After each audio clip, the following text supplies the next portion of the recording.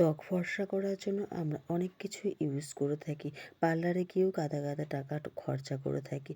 কিন্তু বাড়িতে থাকা কয়েকটি উপকরণ দিয়ে যদি নিয়মিত ত্বকের যত্ন নেওয়া যায়, তাহলে ত্বকের উজ্জ্বলতা বৃদ্ধি পাবে এবং ত্বক সুন্দর হয়ে উঠবে।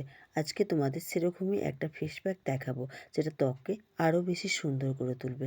হাই ফ্রেন্ডস, আমি মানসী। আমার পরিবারে তোমাদের সবাইকে স্বাগত। প্যাকটা তৈরি করতে লাগবে 2 চামচের মতো আটা। আটা ত্বককে পরিষ্কার, উজ্জ্বল এবং সুন্দর করে তোলে।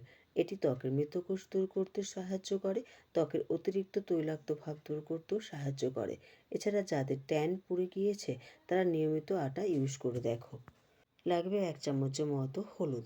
আমি এখানে কস্তুরি হলুদ ইউজ করেছি। তোমরা রান্নার হলুদ ইউজ করতে পারো, কিন্তু পরিমাণে একদম কম নিও। হলুদও ত্বককে উজ্জ্বল এবং সুন্দর করে তোলে। লাগবে 2 চামচের মতো দুধ। এখানে আমি কাঁচা দুধ ইউজ করেছি। তোমরাও চেষ্টা করবে কাঁচা দুধ নেবার। দুধও ত্বককে পরিষ্কার উজ্জ্বল করতে সাহায্য করে। এছাড়া দুধ দিয়ে তোমরা যদি নিয়মিত ত্বকের পরিষ্কার করো, দেখবে ত্বকটা সত্যিই সুন্দর হয়ে উঠছে।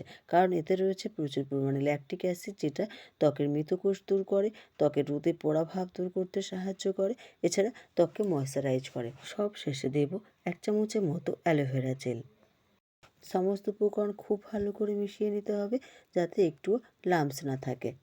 এবার মুখটাকে পরিষ্কার করে নিতে হবে।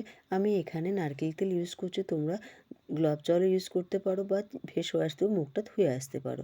তারপর এই মুখটা পরিষ্কার করে নেবার পরই এই প্যাকটা লাগিয়ে নিতে হবে।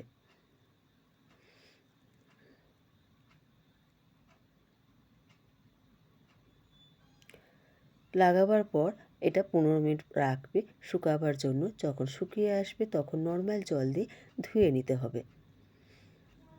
দেখো, তোমাদের সামনেই আমি পরিষ্কার করে দেখাচ্ছি। দেখতে পাবে কতটা ত্বকটা পরিষ্কার হয়েছে।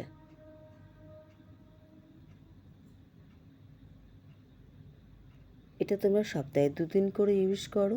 আর এটা ইউজ করবার আগে অবশ্যই প্যাচ টেস্ট করে নিও।